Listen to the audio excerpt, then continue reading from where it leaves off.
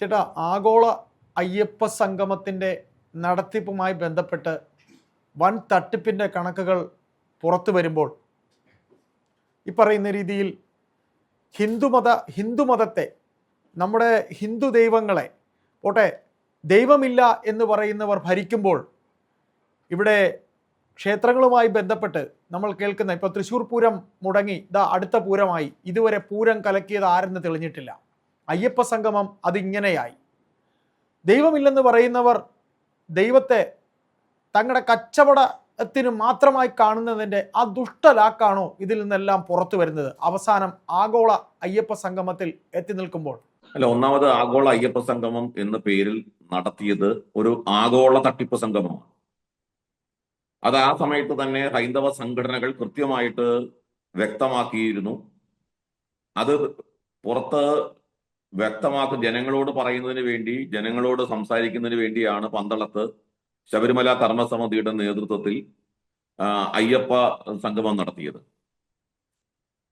അന്ന് ഹൈന്ദവ സംഘടനകൾ പറഞ്ഞ കാര്യം അക്ഷരം പ്രതി ശരിയാണ് എന്ന് ഇതിനകം തന്നെ വ്യക്തമായി കഴിഞ്ഞു. അയ്യപ്പ സംഗമത്തെ സംബന്ധിച്ച് ഇപ്പോൾ പുറത്തു വരുന്ന വാർത്തകളൊക്കെ അടിമുതൽ മുടി വരെ അത് തട്ടിപ്പുകളുടെ ഒരു ഘോഷയാത്രയാണ് നടന്നത്. അത് വിശ്വാസികളെ ചൂഷണം ചെയ്ത്, വിശ്വാസികളെ വഞ്ചിച്ച് ശബരിമലയെ കൊള്ളയടിക്കാനുള്ള ആസൂത്രിതമായ ശ്രമത്തിന്റെ ഭാഗമായിട്ട് സംഘടിപ്പിച്ചതാണ് ഈ പറയുന്ന അയ്യപ്പ സംഗമം എന്ന് വ്യക്തമായി കഴിഞ്ഞു. ഹൈക്കോടതിയുടെ നിർദ്ദേശം പോലും ലംഘിച്ചുകൊണ്ട് കോടാനുകോടി രൂപ ദേവസ്വം ബോർഡിന്റെ പണം ചെലവാക്കേണ്ടി വരുന്ന ഒരു സാഹചര്യം ഇപ്പൊ നിലവിലിരിക്കുകയാണ്.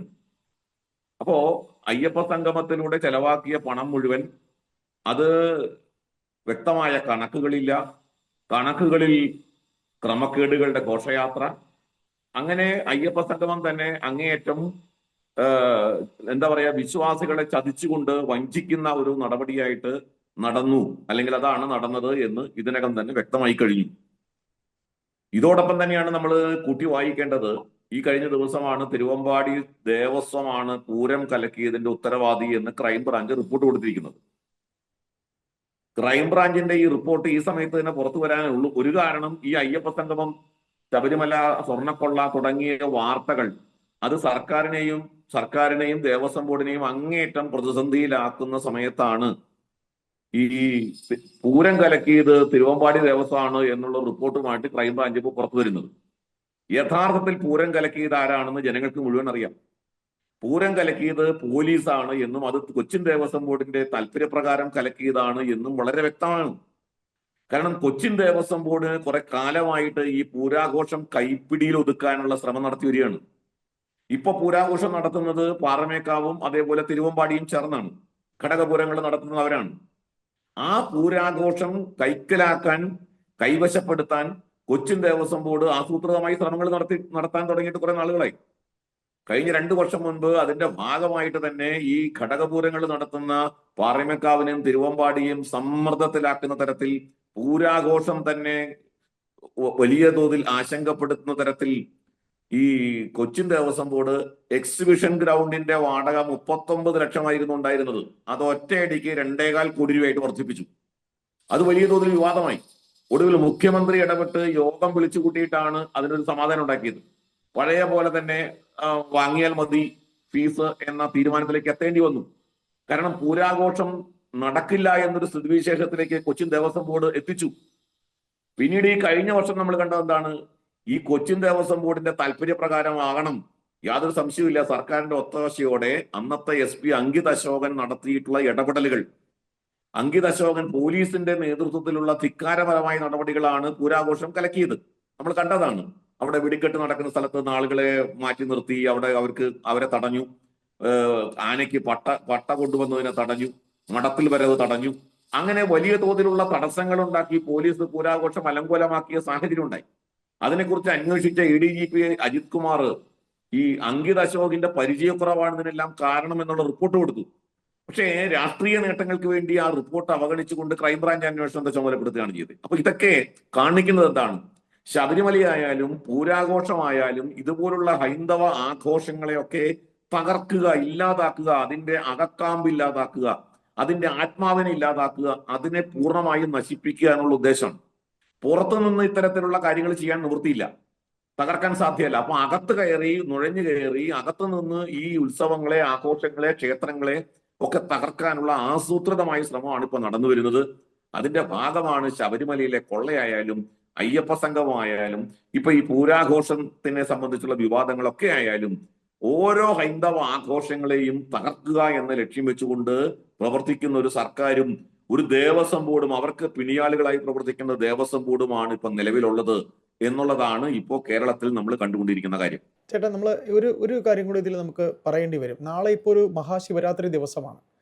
ഈ കഴിഞ്ഞ വർഷം ശിവരാത്രി അല്ല, അതിന് മുമ്പത്തെ ശിവരാത്രിയും ശിവരാത്രി നടത്തിപ്പുമായിട്ട് ബന്ധപ്പെട്ടും നിരവധി ആക്ഷേപങ്ങൾ നമ്മൾ കേട്ടിരുന്നു. അപ്പോൾ നമ്മൾ ഈ പറഞ്ഞ 2 ഇൻസിഡൻറ്റുകളുമായി ചേർത്ത് വെക്കത്തക്ക രീതിയിൽ നാം പറയുമ്പോൾ ഇപ്പോൾ ഹൈക്കോടതിയുടെ നിരീക്ഷണത്തിൽ ഈ പോകുന്ന SIT അന്വേഷണം, ഈ SIT അന്വേഷണം എന്ന് പറയുന്നത് അത് ശരിക്കും ഈ ഒരു തെരഞ്ഞെടുപ്പിന് അല്ലെങ്കിൽ തെരഞ്ഞെടുപ്പിന് മുമ്പോ അതൊരു പുതിയ ഗവൺമെൻറ് വന്നു കഴിയുമ്പോഴോ അയ്യപ്പന് ഈ പറയുന്ന വിജയമല്യ സമർപ്പിച്ച സ്വർണവുമായി ബന്ധപ്പെട്ട് അതിൻ്റെ തൊണ്ടി മുതൽ കിട്ടുമോ, അല്ലെങ്കിൽ ഈ അന്വേഷണം അതോടുകൂടി കഴിയുമോ, ഈ കാണുന്നതെല്ലാം വെറും നാടകമായി അവശേഷിക്കുമോ, അതുകൂടെ ഒന്ന് സംസാരിക്കാവോ? എന്താണ് ചേട്ടാ അതിൽ ചേട്ടന് തോന്നുന്നത്? തൊണ്ടി മുതൽ എവിടെന്നെങ്കിലും കിട്ടാൻ സാധ്യതയുണ്ടാകും? SIT അന്വേഷണത്തെ സംബന്ധിച്ച് തുടക്കം മുതൽ തന്നെ ഈ കേരളത്തിലെ ഹൈന്ദവ സംഘടനകൾ ആശങ്ക ഉന്നയിച്ചിരുന്നു. അതിനെ തുടർന്ന് ഹൈന്ദവ സംഘടനകൾ കേരള ഹൈക്കോടതിയിൽ CBI അന്വേഷണം ആവശ്യപ്പെട്ടുകൊണ്ട് ഹർജി കൊടുത്തു. ഇവിടെ കേരള ഹൈക്കോടതി CBI അവഹേളിക്കുന്ന തരത്തിലുള്ള CBI അന്വേഷണത്തിന്റെ അപഹാസ്യതയെ സംബന്ധിച്ചൊക്കെ പരാമർശിച്ചുകൊണ്ട് കഴിഞ്ഞ ദിവസങ്ങളിൽ ഹൈക്കോടതി അഭിപ്രായപ്പെടുകയുണ്ടായി. SIT അന്വേഷണം കെങ്കേമമാണ് എന്നാണ് കേരള ഹൈക്കോടതിയുടെ അഭിപ്രായം. നമുക്ക് ഒരു കാര്യം നമ്മൾ എല്ലാവരും മനസ്സിലാക്കണം, കേരള ഹൈക്കോടതിക്ക് അങ്ങനെയല്ലാതെ SIT അന്വേഷണത്തെ കുറിച്ച് പറയാൻ നിവൃത്തിയില്ല. കാരണം എന്താ, ഈ SITയുടെ അന്വേഷണ ഉദ്യോഗസ്ഥന്മാരെ മുഴുവൻ നിശ്ചയിച്ചിട്ടുള്ളത് കേരള ഹൈക്കോടതിയാണ്, ദേവസ്വം ബെഞ്ചാണ്. ദേവസ്വം ബെഞ്ചിലെ ജഡ്ജിമാരാണ് SITയുടെ ഉദ്യോഗസ്ഥന്മാരെ ഓരോരുത്തരെയും നിശ്ചയിച്ചത്. അന്വേഷണ ഉദ്യോഗസ്ഥ തലവനെ മാത്രമല്ല, അതിലെ അംഗങ്ങൾ ആരായിരിക്കണം എന്ന് വരെ ഓരോരുത്തരെയും നിശ്ചയിച്ചത് കേരള ഹൈക്കോടതിയാണ്.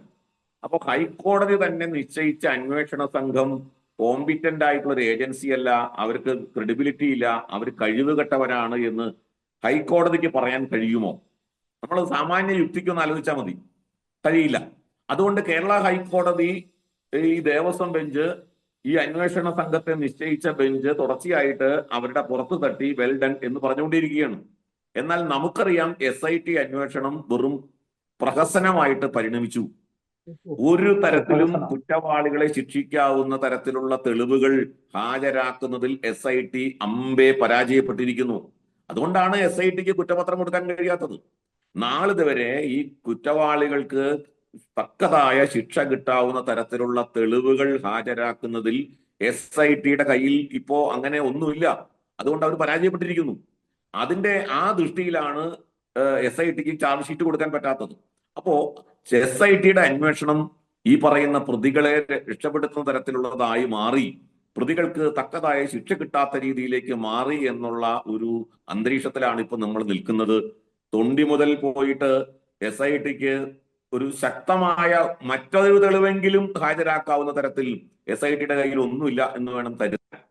അന്വേഷണത്തിൽ എന്തെങ്കിലും കാര്യങ്ങൾ തെളിയുമെന്നോ കുറ്റവാളികൾ ശിക്ഷിക്കപ്പെടുമെന്നോ ഒരു വിശ്വാസം ഇപ്പോ ഇന്നത്തെ സാഹചര്യത്തിൽ നമുക്ക് ഇല്ല എന്നുള്ളതാണ് വസ്തുത.